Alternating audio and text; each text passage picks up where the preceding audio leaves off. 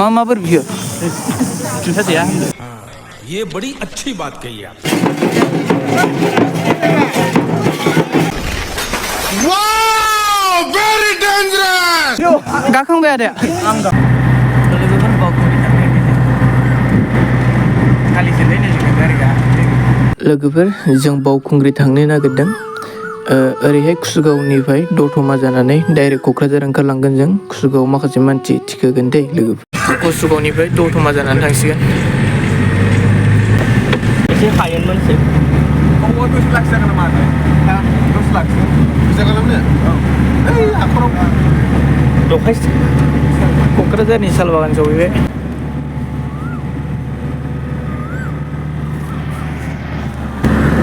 बुंजोब्बाय जों दा गासिबो विंगारावसो जाखाबाय गासिबो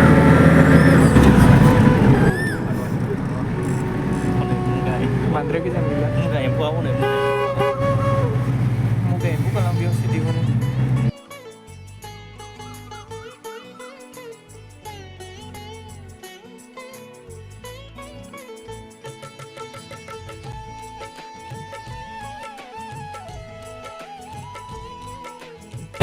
तो फाइनाली जों दा बावखुंग्रिनि गेटआव सफैबाय 12 मालायनि फिसाफोर जों दा हाबबाय ट्राफिकआव थाबथाबाय गाइस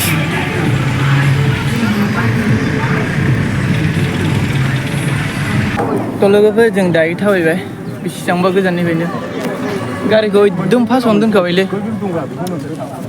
जोंना टिमा बेनो माखासेया थाबोबाय थाबायनायालाय गासिबो थाबायखादों आरो थेवब्लाबो गोग्गोम गोजाननि थाबायो जों दानो हालोदानो खाराब जाखाजोब्बाय जोंहा हालोद खाराब जाबाय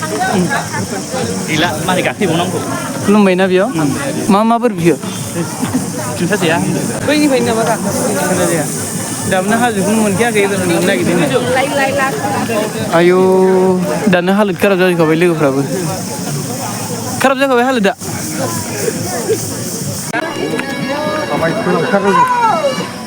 दासो गाखोजेनदों दे मानसिया एसे खम जादों देग्लायहाय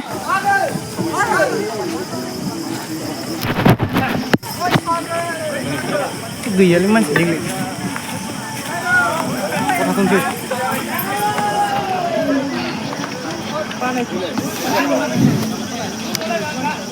मालाया ओंखारजोब्बाय नै 10टायावनो मालाय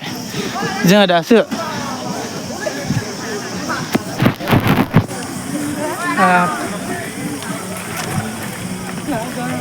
फार्स्ट फ्ल'रावनो नोगोर मेंखाबाय दे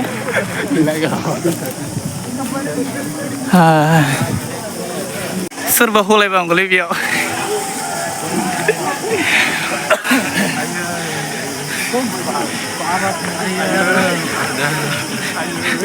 मेथाइ रोजाबदों नै जोंना लोगोफ्रा एसे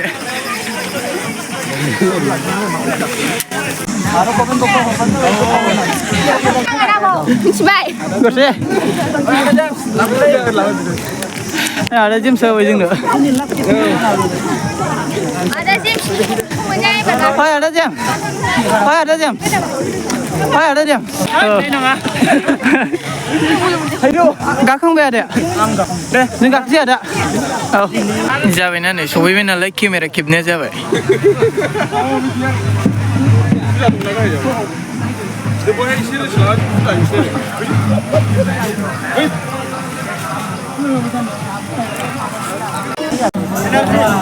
सफैबाय अन्थाइ खाम्फायाव गोजौनिफ्रायनो जायगायानो गैलायलालै बेयाव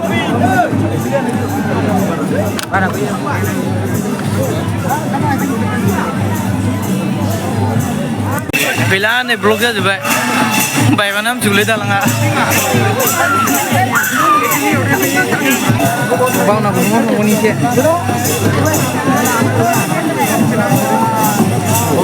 एसे मानसिया नायलाय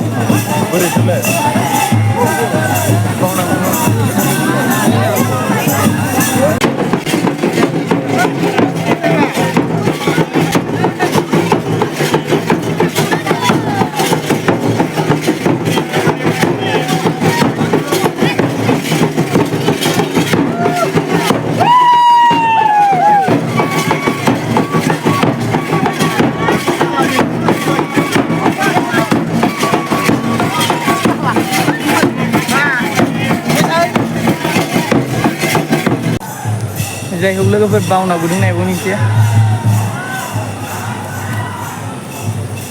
मानसिफोरा नायनानै फैखांबाय जोंहा दासो बावनासो गुदुं सफैबाय नै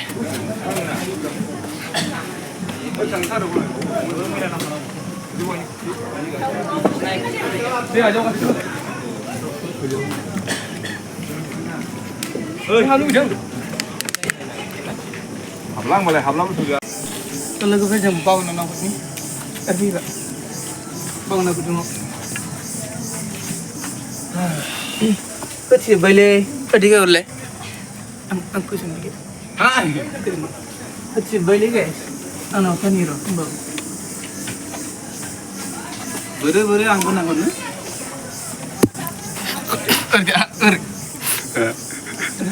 मेगन ada malah ya tiga nih ayo bawa nasi ini segili kira lagi apa segili ya